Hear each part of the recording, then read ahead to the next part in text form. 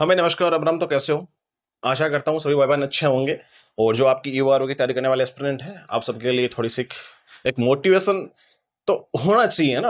अब वैकेंसी आपके सामने आ रही है तो उसके लिए मोटिवेशन भी होना चाहिए, और मोटिवेशन के साथ साथ में आपकी प्रिपरेशन भी होनी चाहिए। अब दबा के मोटिवेशन देंगे आपको, क्योंकि देखो फिर क्या होता है, डिले पड़ जाते हो। डिले पड़ने के बाद में प्रिपरेशन होती नहीं है। और अगर जिनको ऐसा लगता है कि वैकेंसी नहीं आएगी, भाई राम राम, कोई बात नहीं है, प्रिपरेशन मत करो यार। कोई जोर जबरदस्ती नहीं है यार मित्र। कोई आपको ये नहीं कह रहे कि आप जरूरी है आपके लिए प्रिपरेशन करना। आपको अगर माइंड में नेगेटिव थिंक आ रही है ना कि वैकेंसी नहीं आएगी, आप बावड़े बना रहे हो, हे भगवान माफ करना मेरे को, कोई बात नहीं है, बावड़े बना रहा हूं। तैयारी मत कर भाई, सो जा उठ गया आराम से, एसी चला के उठ गया, सो जा। कोई जबरदस्ती नहीं है तेरे साथ। और जिनको तैयारी करनी है चुपचाप तैयारी में लग जाओ गजब तरीके से। यूआरओ और आपकी एआरआई वैकेंसी, दो बड़ी बढ़तियां हैं, दोनों ही शानदार वैकेंसी है। हो सकता है, आशा करता हूं दोनों साथ में आ जाए। लेकिन एआरआई की वैकेंसी है रेवेन्यू इंस्पेक्टर की, असिस्टेंट रेवेन्यू इंस्पेक्टर की है, जो कि देखो थोड़ा समय लगेगा इसमें, क्योंकि ये बहुत सालों तक वैकेंसी नहीं आई है। तो एआरआई की वैकेंसी एक आपको नगर पालिका ही वैकेंसी है, जैसे यूआरओ की वैकेंसी होती है, उनके असिस्टेंट की वैकेंसी होती है, तो अच्छी वैकेंसी है, इंस्पेक्टर की वैकेंसी है, शानदार वैकेंसी है।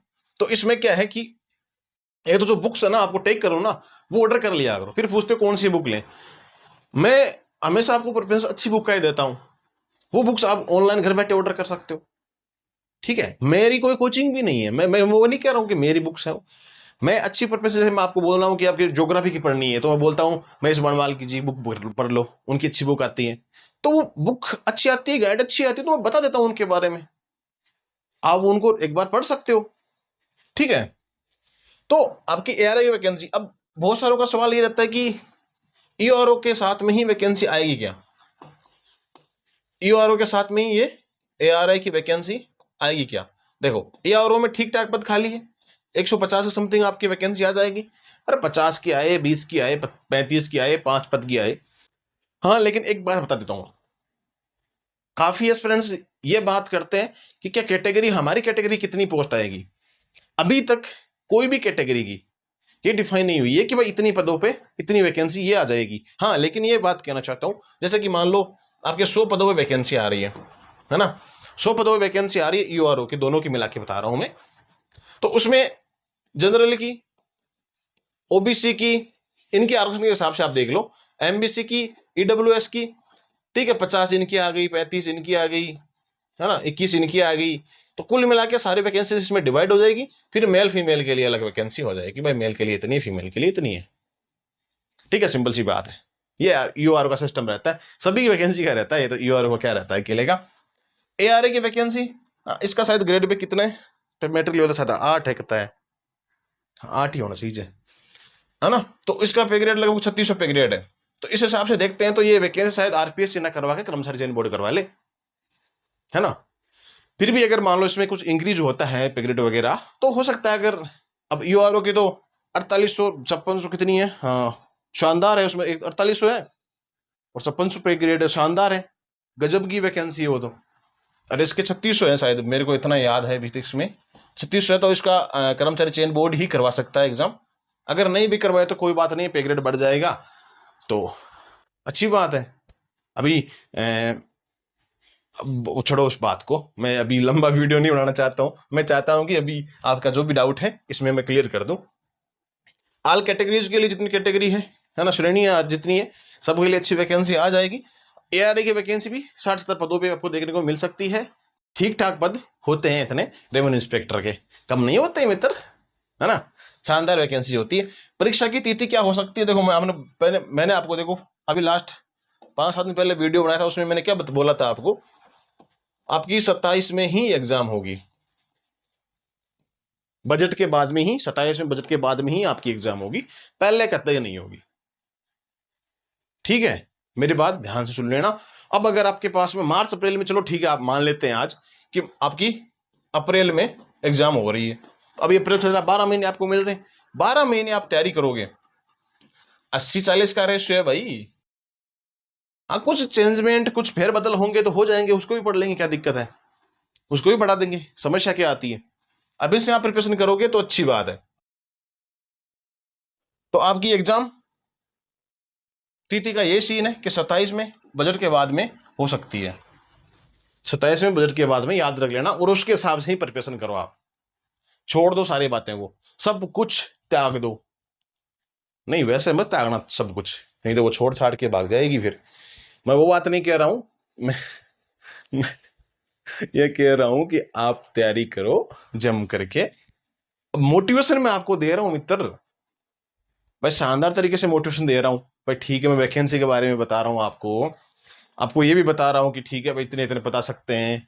अब फाइल बार बार जाओ और बार बार आओ, मैं तो क्यों कर कौन सा काम है ना, फाइलों को तो क्यों कर कौन सा काम, पता ले जाऊंगा बार मारा तो मैंने, जब मैं दिन का मैं 3 बार वैकेंसी निकाल दूं यो आर की, चाहे किसी मान लियो मैं टाप रन बढ़िया ला सेलेक्ट होगा दो, पता इतना ही हुआ फिर तो कती निकाला वैकेंसी, कितनी वैकेंसी निकालें, जितने पद होते हैं उतने तो स्वीकृत होते हैं, उतने तो निकालते हैं ना। खैर मजाक की बात है वो तो तैयारी करो जम करके। अब मैं आपको बताता हूं कि आपका थोड़ा syllabus, part A part B, 40 और 80 का रेशियो है। देखो एक तो आपकी जो 18 से 40 साल तक आयु है ना, और आपकी स्नातक हो चुकी है मित्र, आपकी क्या हो चुकी है, स्नातक हो चुकी है, कॉलेज पूरी होगी थकी चाहे कशा सब्जेक्ट में होगी, कोई से भी सब्जेक्ट में आपकी क्या हो गई, कॉलेज कंप्लीट हो गई होगी, या फिर आप सेकेंड ईयर में हो, या आपका 6वां 5वां सेमेस्टर लागू कर दिया आजकल तो, अंतिम 4th आप सेमेस्टर में हो, अगर वैकेंसी आ गई तो भी आवेदन कर सकते हो, कोई इश्यू वाली बात नहीं है। और आपकी एज की जो गणना है वो होती है नेक्स्ट, आपकी जनवरी होती है ना, नेक्स्ट ईयर की जनवरी, उससे होती है।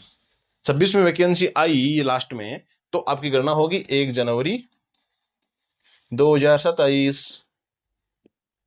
ठीक है टाब्रो, तो ये सीन है।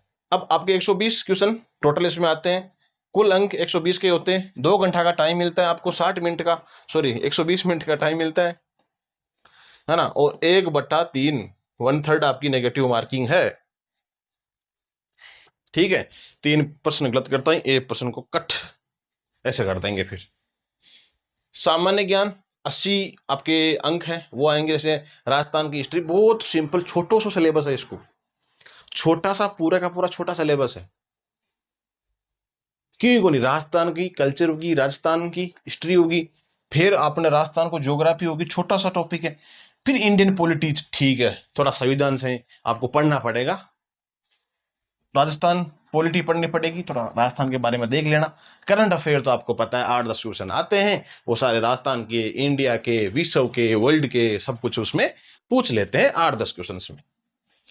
फिर आपका आता है पार्ट बी, राजस्थान नगर पालिका अधिनियम 2009 और 40 अंक के पूछे जाएंगे। इसमें आपके राजस्थान नगर पालिका एक्ट 2009, मुख्य आपकी धाराएं और नियम, नगर पालिका गठन कब हुआ था, शासन के बारे में, कार्य जो संचालन है, वार्ड समिति के बारे में, नगर पालिका संपत्ति के बारे में, नगर पालिका वित्त और नगर पालिका निधि के बारे में, नगर पालिका राजस्व के बारे में, विकास और नगर आपकी जो योजनाएं है, और शहरी जितने भी गवर्नमेंट की योजनाएं चला रखी है, इन योजनाओं के बारे में भी पूछ लेंगे। तो दैट्स इट, इतना सारा सिस्टम है, आराम से लग जाओ। घर पे बैठे हो तो कमरे में बैठ के पढ़ो ना, आजकल तो घर का ईयान का है, अगर हमारे आसपास का टाबर सिक्कर का भाई जखन मैं देखूं, बाकी आ चीज देखू ना मैं, घर कमरा में बैठे है, बन घर का आई कौन के बेटा बेटी पानी को लोटो लिया पकड़ा दे, सही बात है, कोई भी कौन के, अगर मारो बेटी बेटो पढ़ रहे तो बन पढ़न दो।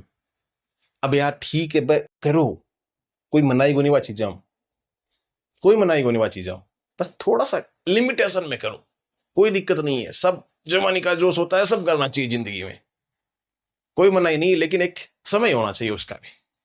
आप 9 बजे 10 बजे करो, वो आपकी पर्सनल लाइफ है, मैं उसके बारे में नहीं बोलना, लेकिन मैं एक जो स्टूडेंट लाइफ होती है ना, एक एस्पिरेंट की लाइफ होती है, मैं उसके आधार पर बता रहा हूं, वो चीज गलत नहीं है, कोई गलत नहीं है वो चीज। ठीक है, तो आराम से प्रिपरेशन कीजिएगा, और कोई डाउट है तो कमेंट बॉक्स में, कमेंट खुला पड़ा है, जितने लंबे कमेंट कर सकते हो करो आराम से। खैर मिलेंगे नेक्स्ट वीडियो में, तब तक के लिए राम राम और जय हिंद।